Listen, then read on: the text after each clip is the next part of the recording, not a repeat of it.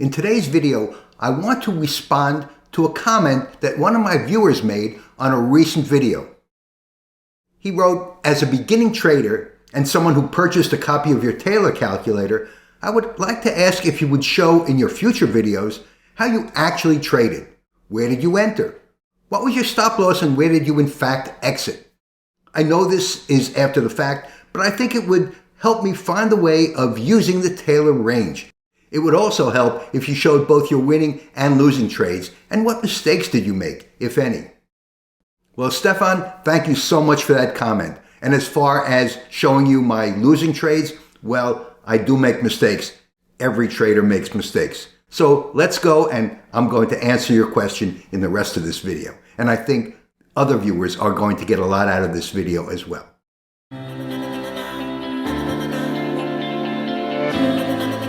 So the question is, how do I trade? What do I look for? How do I find my entries and exits? Well, the answer to these questions is actually very straightforward. And it's the precise things that I teach in my trading course. Those things are the technical analysis factors that give long-term success. And they're basic. Of course, starting with price target levels of support and resistance. Next, the trading zone. Third, the intraday high and low.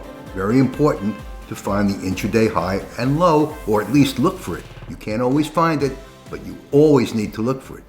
Next is stochastics. I always use stochastics as a confirmation of price action. Of course, the previous close is always something that I look for because it's a level of value and also that it determines a gap trade or a possible gap trade. And next is the AM versus PM price action, AM versus PM trades. Okay, so these are the basics that every trader should look for when they're trading. And it's basic technical analysis. It's so easy to forget these things and apply them, but you must concentrate on them for long-term trading success.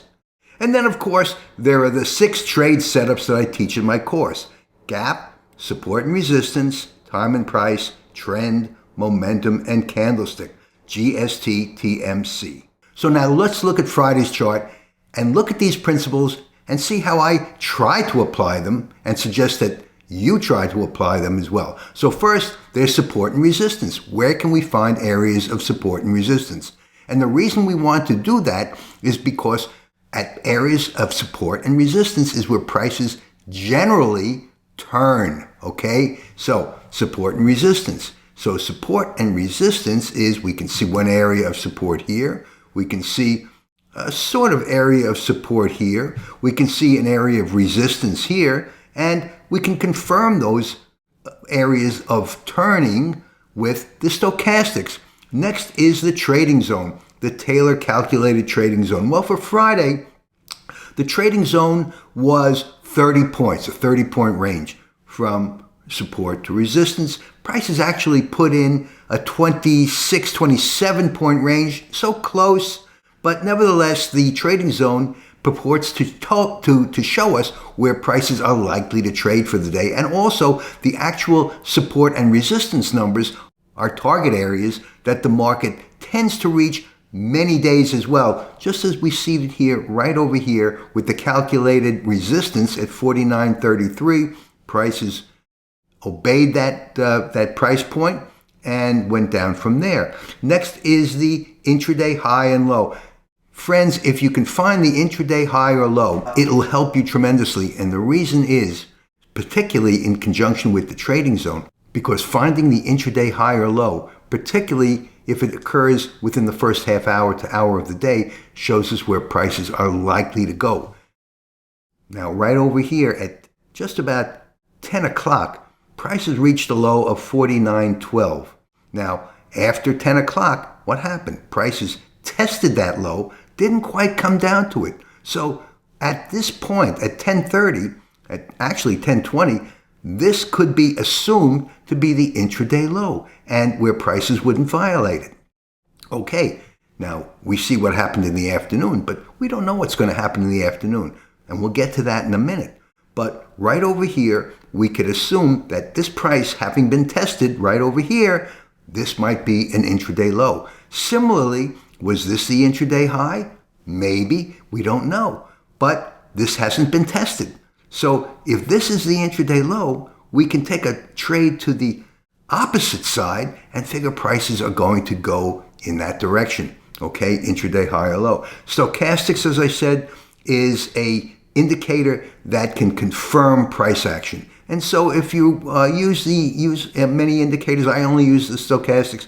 I use the stochastics to confirm price action in terms of the turns. Okay, so this is an overbought area here, corresponding with the price action. So, and also the trading zone resistance level. So this is a pretty good area where we can take a trade to the downside.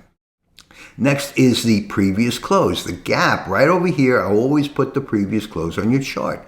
Look how many times prices, not only is the previous close an area where a gap trade is present, as it was on Friday. Look, the price is opened over here, 49.18, quickly moved up to 49.24, okay? 6-point win within 3 minutes. This is a 3-minute candle, not too bad. But look how many times prices hit this area. 1, 2, 3, 4, 5 times throughout the day. Prices hit this area. It's an area of value. The previous day's close is an area of value.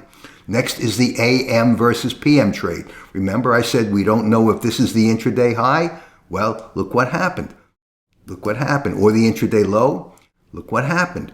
That was taken out in the afternoon. But here's the morning trade. Here's the afternoon trade. Okay? So these are the things to look for. So that's my video for today. I don't want to go too deeply into it. I teach this in detail in my course. And of course, the Taylor calculator, anyone could purchase it. You don't need to purchase the course. So hopefully, Stefan, I've answered your questions. And yes, I make mistakes, because if I take to mean that this is the intraday low and prices actually take me out over here, well, this is an area where my stop is placed just below, so I can limit my loss. So you have to find the area of a comfortable stop for you, and all of you as well. So thanks so much for watching. Trade safely, use lots of patience, and I'll see you in my next video. Marv Eisen for Timeless Dollar Trading Academy.